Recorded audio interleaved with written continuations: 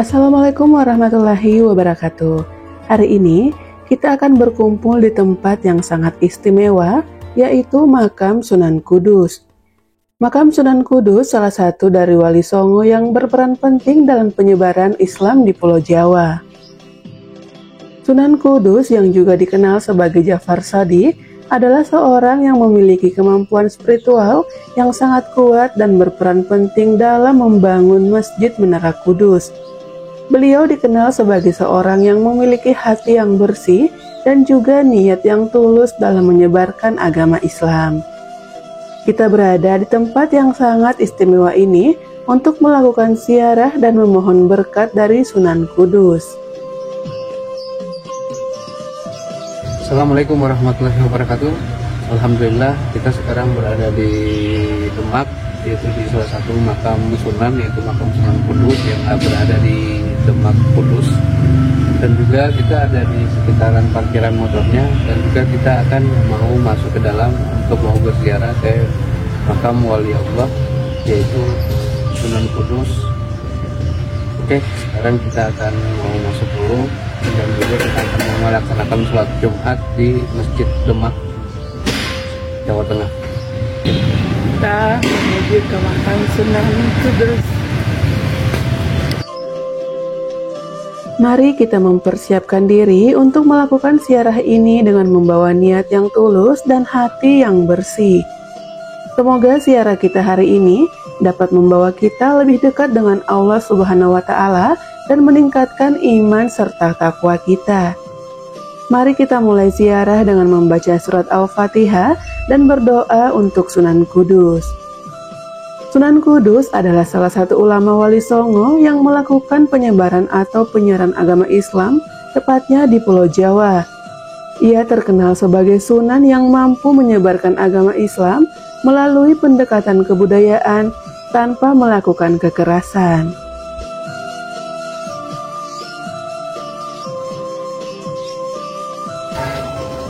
Oke, kita sekarang mau jalan menuju Masjid Demak dan juga Menara Kudus ya di Demak. Sangat nikmat sekali perjalanan dan banyak orang juga yang datang berziarah ke sini.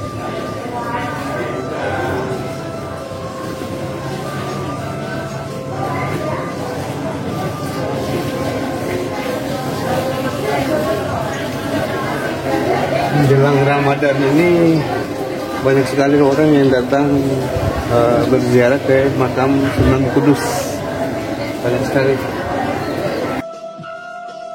Jafar Shadiq atau yang dikenal sebagai Sunan Kudus merupakan salah satu penyebar agama Islam di Pulau Jawa, khususnya di daerah Kudus, Jawa Tengah. Sunan Kudus adalah putra dari Raden Usman Haji alias Sunan Ngudung di Jipang Panolan, letaknya di sebelah utara kota Blora, dengan Syarifah Dewi Rahil binti Sunan Bonang.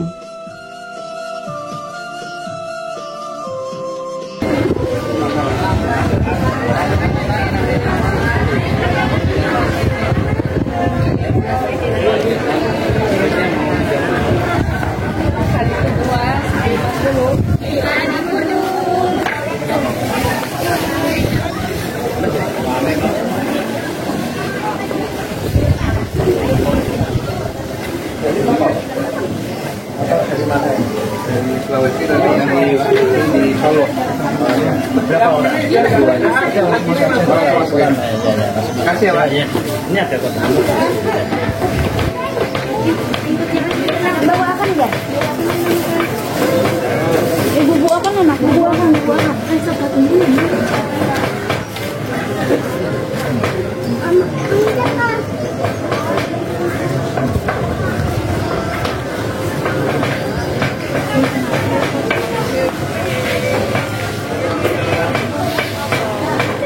Udah tutup lagi belum?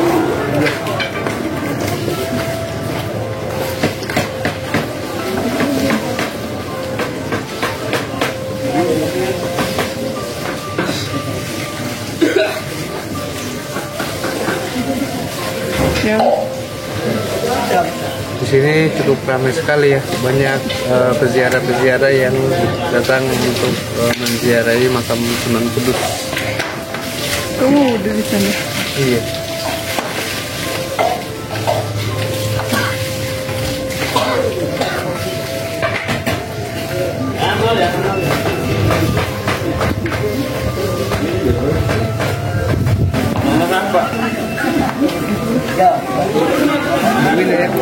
Iya.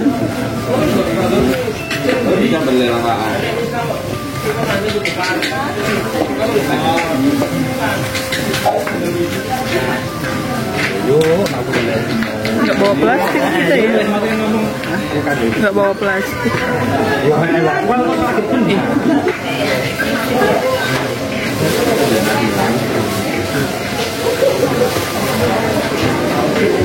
Hah? Emang? Iya. Ikan apa? Ikan mas, ikan koi. Masa?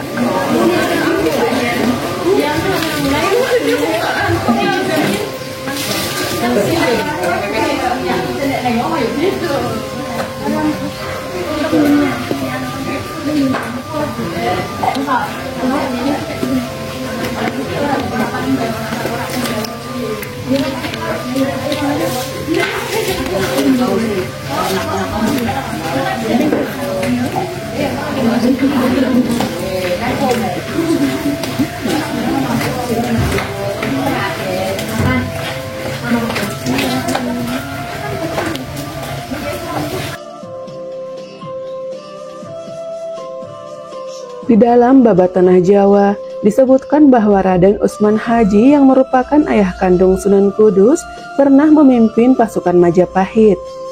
Sunan Ngundung selaku Senopati Demak bertarung dengan sengit melawan Raden Husain atau Adipati Terung dari Majapahit.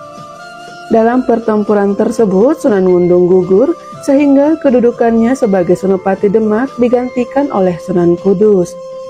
Sementara ibu Sunan Kudus merupakan putri dari Sunan Bonang yang dilahirkan pada tanggal 9 September 1400 Masehi. Dengan demikian, Sunan Kudus adalah cucu dari Sunan Bonang, sehingga silsilahnya pun mengikuti silsilah Sunan Bonang, yakni masih beralihan atau keturunan langsung dari Husain bin Ali, cucu Nabi Muhammad SAW.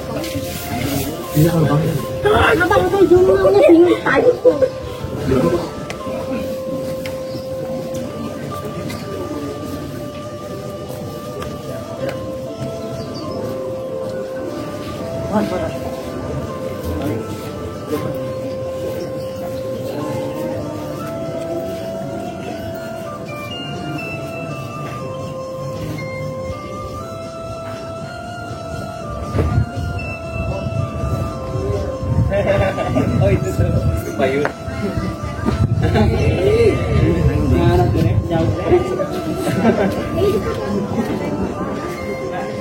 Bukannya Nyai itu ya?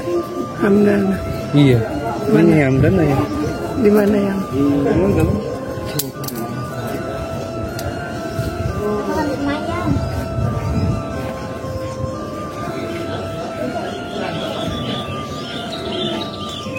Itu hanya dalam luar, kita di dalam. Oh itu.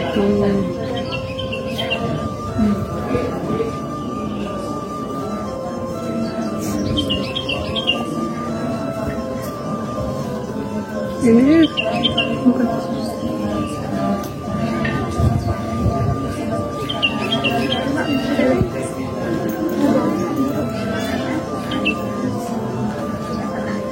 Man, Rangga mana?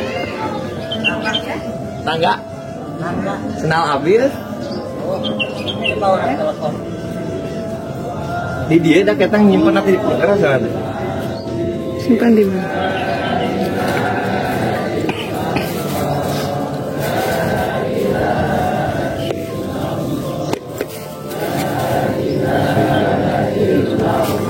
Udah tolong fotoin.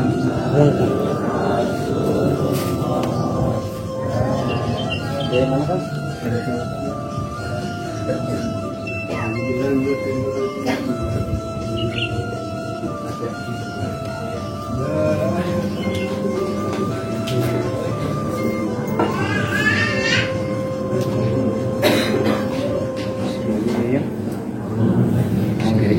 Ya.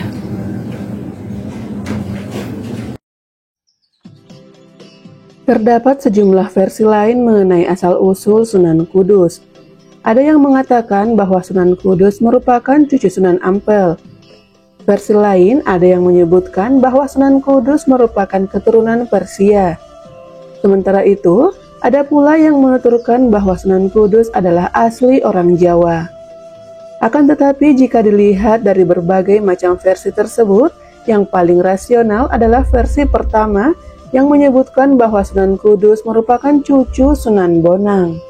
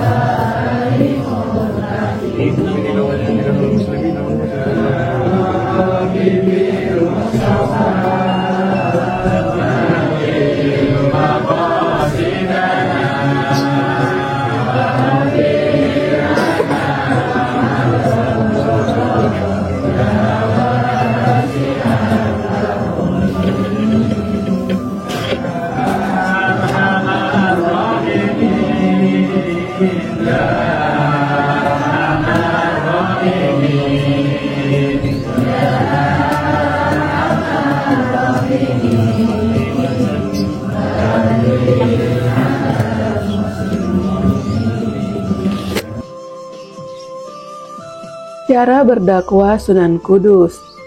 Strategi dakwah melalui pendekatan massa. Melakukan pendekatan berdasarkan kepercayaan masyarakat setempat, tidak melakukan atau menggunakan jalan kekerasan. Mengikuti dari belakang terhadap kelakuan dan adat rakyat, tetapi diusahakan untuk mempengaruhinya dan memasukkan nilai ajaran Islam, menghindari konfrontasi secara langsung. Dengan prinsip mengambil ikan tanpa membuat airnya keruh.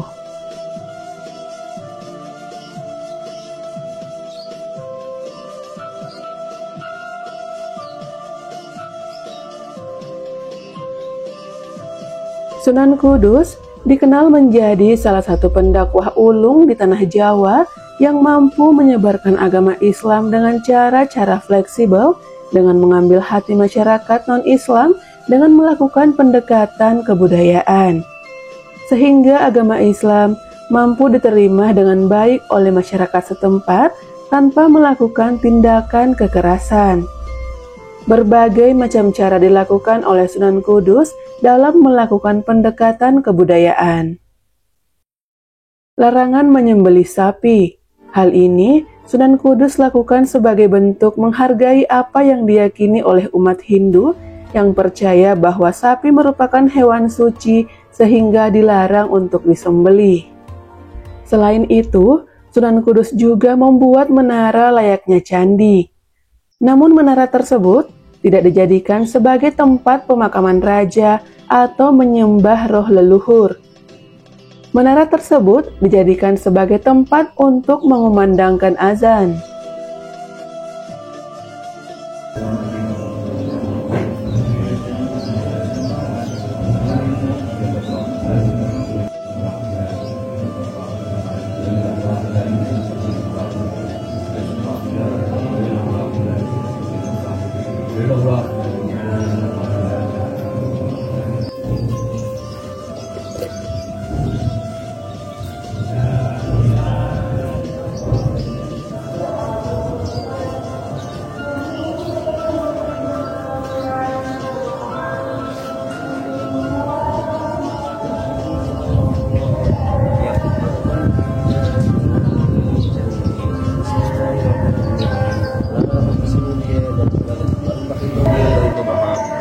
Bismillahirrahmanirrahim. Idza sulsilatil ardu silsilaha wa khalatil ardu asqalaha wa qala al-insanu ma laha yawma idzin tuhaddisu akhbaraha bi anna rabbaka awhalaha.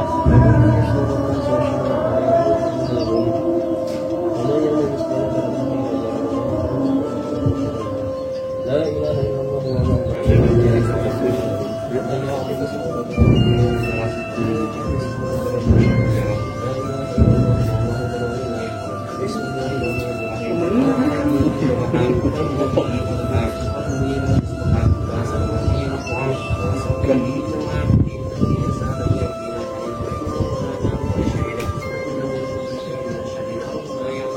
Alhamdulillah kita sudah kelar untuk berziarah ke makam Sunan Kudus dengan Nyai Hamdana, dan kita ini hari Jumat mau melaksanakan sholat Jumat di Masjid Demak Menara Kudus. Oke, kita akan coba masuk ke dalam masjidnya buat sholat Jumat.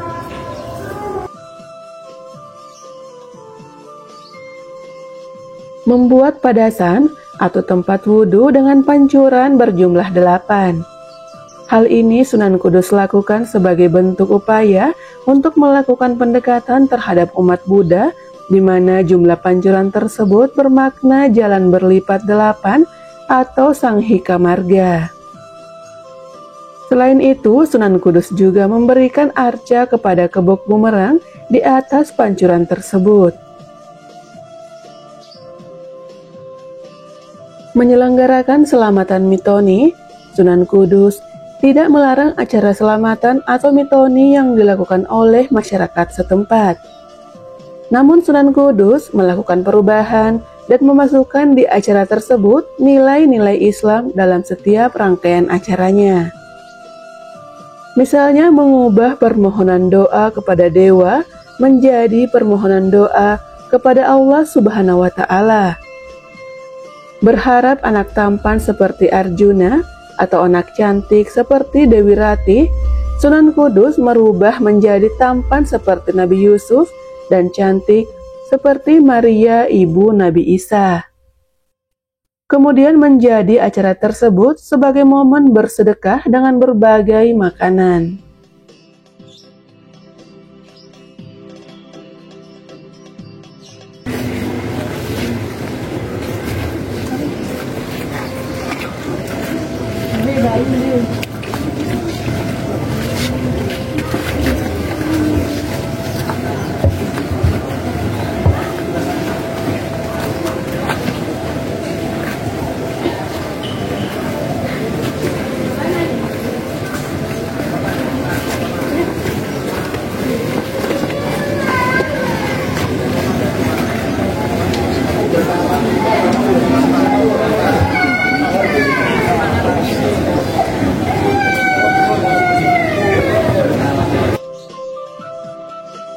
Melalui sejumlah pendekatan tersebut, Sunan Kudus berhasil menarik perhatian dan hati masyarakat Jawa tanpa melakukan tindakan atau cara-cara kekerasan dalam menyebarkan dan mengajarkan Islam kepada masyarakat setempat.